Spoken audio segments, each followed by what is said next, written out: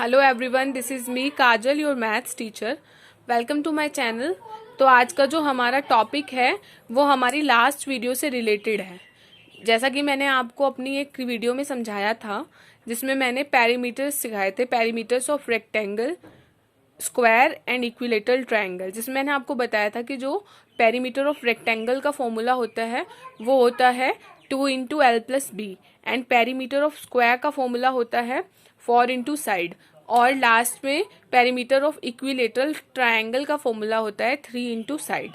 तो उसी बेसिस पे हमारे ये क्वेश्चंस हैं। जैसा कि हमारा फर्स्ट क्वेश्चन है, इसमें हमारा फर्स्ट क्वेश्चन है find the length of a side of a square whose perimeter is. अब हमारे को पेरीमीटर गिवन है और आपको साइड निकालनी है स्क्वायर की। ओके, तो देखिए, जैसा कि आपको पता ही है पेरीमीटर ऑफ स्क्वायर का फॉर्मूला क्या होता है, 4 × साइड होता है। ओके, तो बस अब आपको साइड्स निकालनी है और पेरीमीटर गिवन है, तो आप साइड एज इट इज लिख दीजिए। पेरीमीटर हमारा यहाँ आ जाएगा और उसके अपोन में 4 आ जाएगा। इट मीन्स अगर हमारे को पेरीमीटर गिवन होगा और हमें साइड फाइंड आउट करनी है तो उसका फॉर्मूला होता है ये। इस फॉर्मूले से हमारा जो साइड है वो इजीली निकल आती है। ओके, तो ये हमारा फॉर्मूला है। तो बस आप डायरेक्ट अब निकाल लीजिए, साइड एज इट इज आ जाएगा। यहाँ पर पेरीमीटर जो हमें गिवन है हमने वो वैल्यू रख दी है यहाँ पे 10.4 और लास्ट में अपोन में आ गया है 4। अब हमने क्या किया बच्चों, 10.4 था, जब यहाँ से हमने पॉइंट हटाया तो नीचे 10 आ गई, क्योंकि हमारा पॉइंट जो था 1 एक डिजिट के बाद था, तो नीचे 10, इट मीन्स 10 आ गया। तो ये हमारा नंबर हो गया 104/4 10 40। अब मैंने 40 से यहाँ पे 104 को डिवाइड करके दिखा दिया है। तो आप देख सकते हैं 40 के टेबल में 104 तो आता नहीं है, तो 104 से छोटा नंबर है हमारा 80। तो 40 2 × 80, 104 में से माइनस करेंगे 80 तो हमारा आ जाएगा 24। 24 के बाद अब 40 के टेबल में 24 तो नहीं आता है, इस वजह से हमने यहाँ पर पॉइंट लगाया और पॉइंट के साथ साथ यहाँ 0 आ गई है। अब जो हमारा ये नंबर है 240, 40 के टेबल में 240 आता है और कितने पे आता है, 6 पे। 40 6 240, 240 में से 240 माइनस हुआ तो 0। तो अब हमारा इसका आंसर आ चुका है डिवाइड करने के बाद 2.6। तो हमारी जो साइड आ गई है 2.6 सेंटीमीटर आ गई है। ओके, इसी बेस पे हमारा नेक्स्ट क्वेश्चन है complete the table given below. जो हमारे को नीचे टेबल दी गई है उसको हमें कंप्लीट करना है। जैसा कि आप देख सकते हैं बच्चों, इसमें लेंथ है और ब्रेथ है। तो लेंथ एंड ब्रेथ कौन सी जो हमारी फिगर है जिसमें लेंथ एंड ब्रेथ होती है वो है रेक्टेंगल। तो अब आपको यहाँ पे रेक्टेंगल का जो इसमें फर्स्ट क्वेश्चन है, इसमें रेक्टेंगल की लेंथ गिवन है और पेरीमीटर गिवन है और हमें ब्रेथ फाइंड आउट करनी है।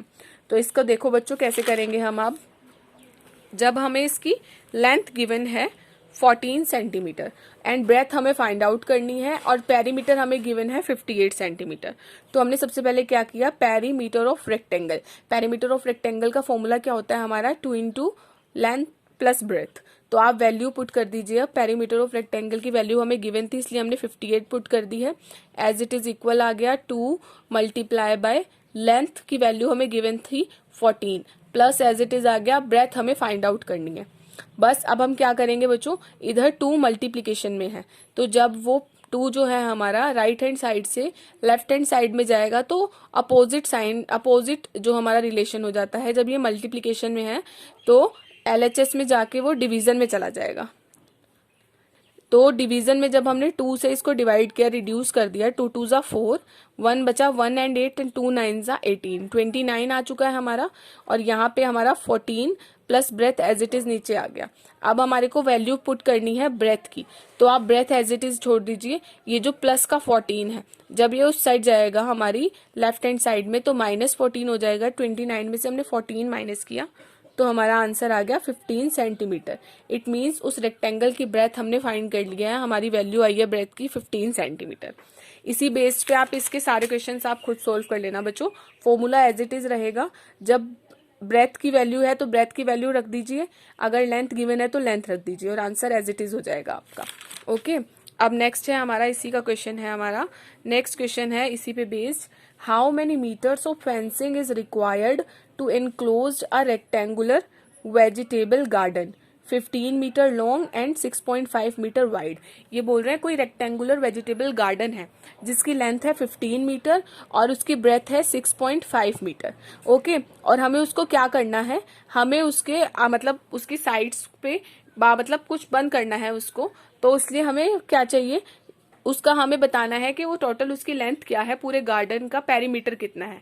ओके, तो मतलब वो टोटल कितना एरिया, मतलब टोटल कितनी साइड्स, कितनी टोटल साइड्स में है वो।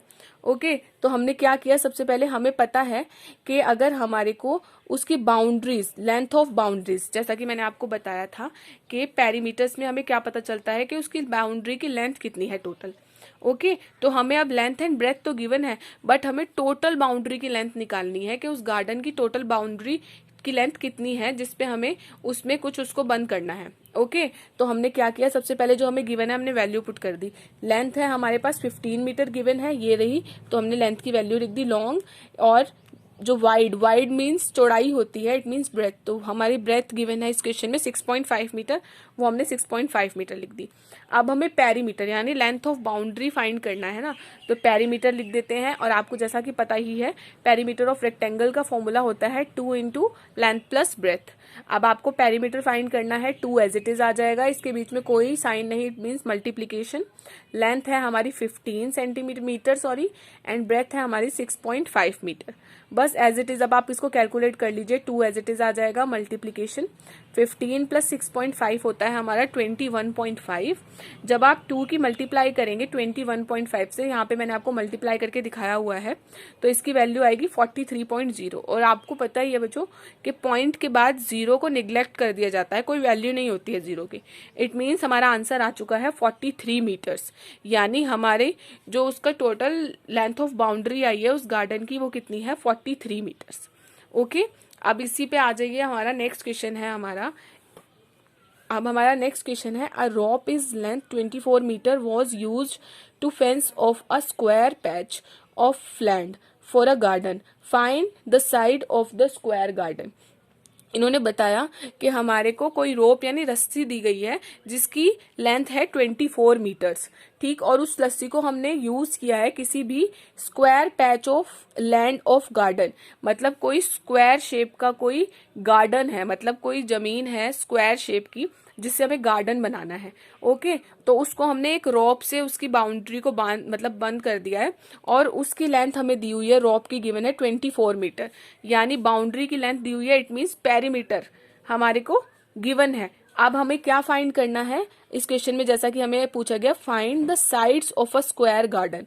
अब हमें साइड फाइंड करनी है इस क्वेश्चन में, तो जैसा कि जो हमें गिवन है पहले हमने लिख दिया, perimeter is equal to 24 metre, और पेरीमीटर ऑफ स्क्वायर का फॉर्मूला आपको पता है बच्चों क्या होता है, 4 इंटू साइड।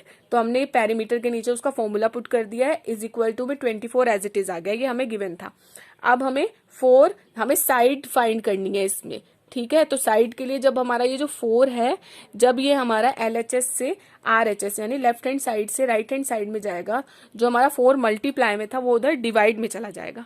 जब आप 4 से 24 को डिवाइड करेंगे तो 4 6 होता है 24, देन हमारा आंसर आ चुका है 6 मीटर। इट मीन्स हमारे उस स्क्वायर की जो साइड की लेंथ आ चुकी है वो है 6 मीटर।